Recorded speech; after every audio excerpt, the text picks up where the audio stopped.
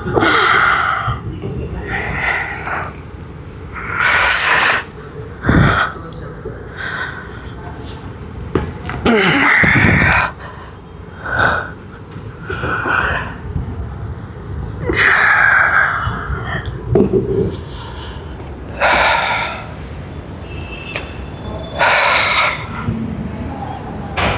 है leg day और वही गिनी चुनी 4 से 5 एक्सरसाइज, उसी को बार बार करना, उसी में मास्टर होने की कोशिश करना, यही रोड मैप रहा है और यही रोड मैप रहेगा अनलेस एंड अनटिल मुझे इम्प्रूवमेंट दिखना पूरी तरीके से बंद हो जाएगी।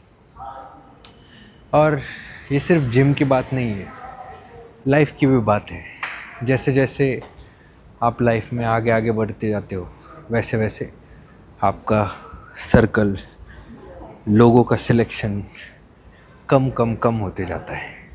उसी तरीके से शुरुआत में जब मैं जिम जाता था, जितनी फ़ीस दी है उस टाइम पे मैंने 200 रुपये फ़ीस दी थी। अंडरग्राउंड ऐसी जिम होती थी वो, तो भैया वहाँ 200 रुपये दो और फुल वर्कआउट करो। कुछ लेना देना नहीं, ना कोई गलत सही बताने वाला, बस करते रहो। हर कोई अलग अलग टाइप की एक्सरसाइज कर रहा है और लिटरली वहाँ पे मैं कोई भी मशीन नहीं छोड़ता था, क्योंकि पैसे दिए हैं 200 रुपये तो वसूल करने ही है। फिर भाई वो कमर ऐसे घुमाने वाली मशीन हो या चाहे कैसी भी मशीन हो भाई, एक भी मशीन मैं उस टाइम पे छोड़ता नहीं था।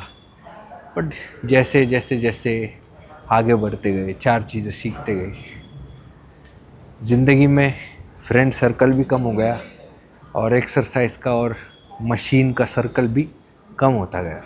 अब वही 4-5 selective tried and tested exercises करते, बाकी सारी मशीन्स को दूर से ही टाटा बाय बाय।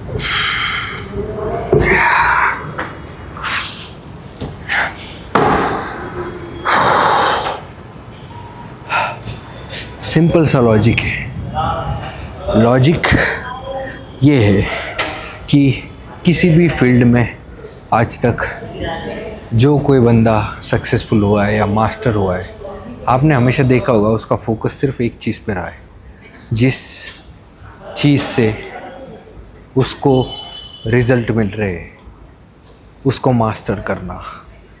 और उस बंदे के जो बेसिक कंसेप्ट्स होते हैं ना, वो क्लियर होते हैं। 80-20 प्रिंसिपल सुना है कभी? वो एक्सरसाइजेस में भी एप्लीकेबल है। 80-20 प्रिंसिपल का माना ये है कि 80% रिज़ल्ट आपको 20% काम करने से आते हैं। आपके घर में अगर ढेर सारे कपड़े हो गए तो समझ लो उसमें से आप सिर्फ 20% कपड़े पहनते होगे बार बार। बाकी के जो 80% कपड़े वो पड़े रहते। आपका सर्कल बहुत बड़ा होगा, फ्रेंड सर्कल, लेकिन उसमें से सिर्फ 20% लोगों के साथ आप ज़्यादा इंटरेक्ट करते रहोगे, दिल की बातें शेयर करते रहोगे। बाकी 80% के साथ आप इतने टच में नहीं रहोगे। उसी तरीके से एक्सरसाइज करते वक्त जो बेसिक मूवमेंट्स है जिनमें आप प्रोग्रेसिव ओवरलोड कर सकते हो, उनसे स्टिक टू रहना है अनलेस एंड अनटिल आपको उस पर्टिकुलर मोमेंट का फटीग मैनेजमेंट नहीं करते आ रहा है, ड्यू टू लाइफस्टाइल हो गया या फिर एनी अदर रीज़न, इंजरी हो गई, तो इस पे आप स्टिक टू रहोगे तो आप प्रोग्रेसिव ओवरलोड कर पाओगे। मसल बढ़ेगा कब? जब उसकी वर्क कैपेसिटी बढ़ेगी। इंसान का प्रमोशन कब होता है? कुछ लोग तो चाट वाट के प्रमोशन ले लेते हैं, मैं उनकी बात नहीं कर रहा हूँ। अपनी फील्ड में एक्सेल करने वाले उन लोगों की बात कर रहा हूँ जो अपने स्किल्स इंप्रूव करते रहते हैं। तो अपने स्किल्स को आप इंप्रूव करोगे, same thing again and again practice करोगे, तो आपकी वर्क कैपेसिटी बढ़ेगी।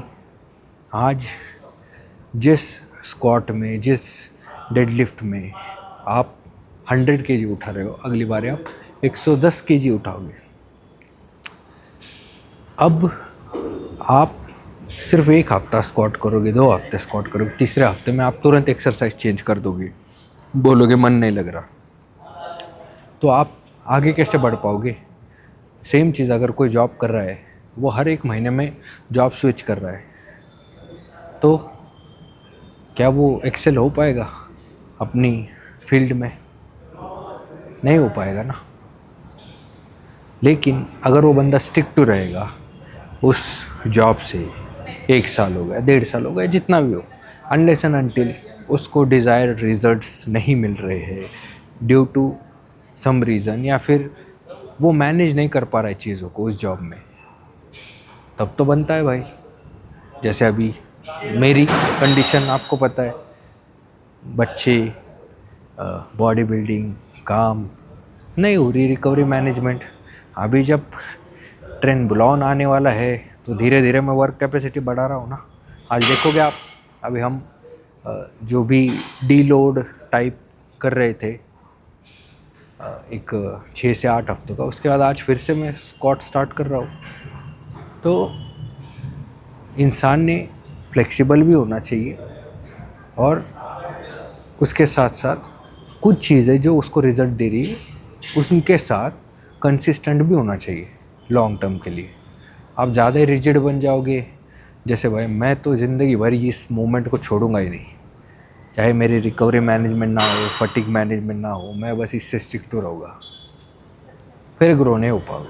या फिर आप बहुत ज़्यादा फ्लेक्सिबल रहोगे, भाई जिम में एक भी मशीन नहीं छोड़ूंगा सारी की सारी यूज़ करनी है, क्योंकि मैं फ्लेक्सिबल इंसान हूँ, मुझे ज़िंदगी में मज़े चाहिए, तो भैया आपका प्रोग्रेशन नहीं होगा, आप गधा मजदूरी कर रहे हो।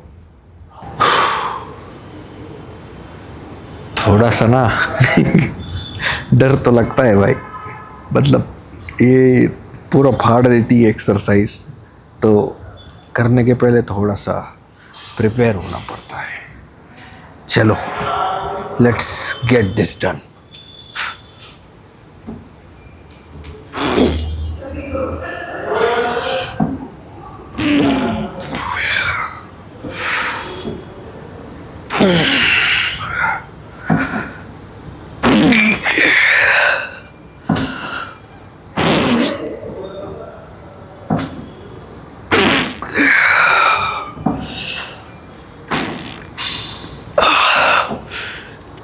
Easy.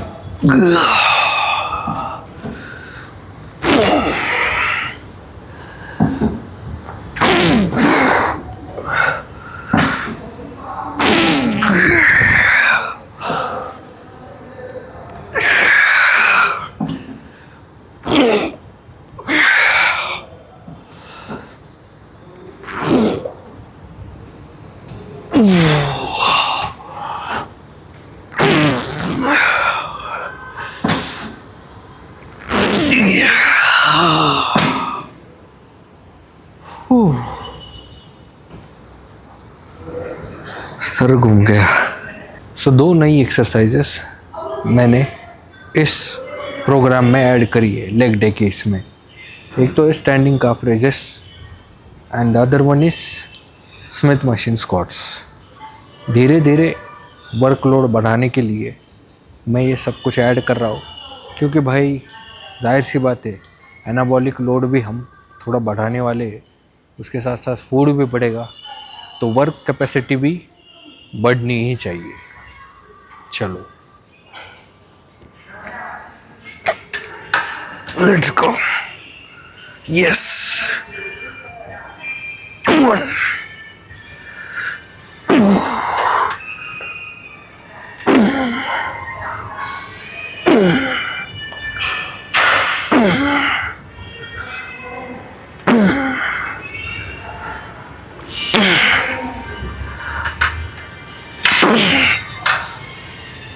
चलो भाई, आ गए हम अभी अपने फिनिशर के पास। KO। इसको करने के बाद बच जाएगी बैंड, और उसके बाद हम थोड़े बहुत लेग्स फ्लेक्स करके चले जाएंगे घर पे।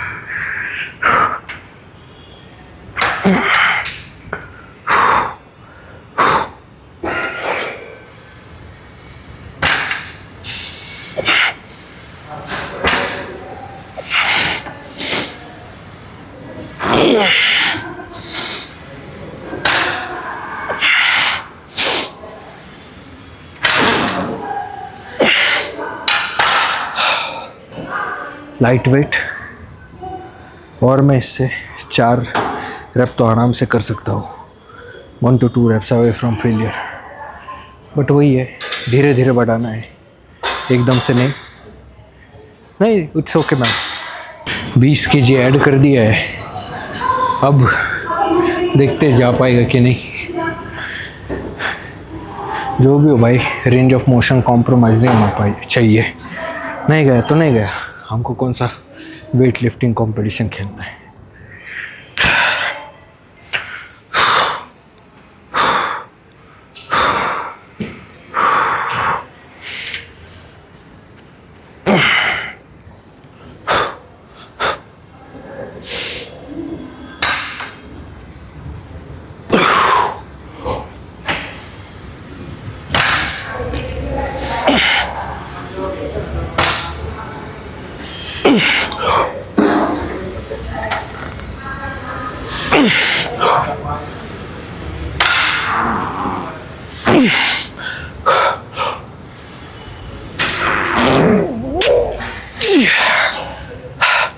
लास्ट।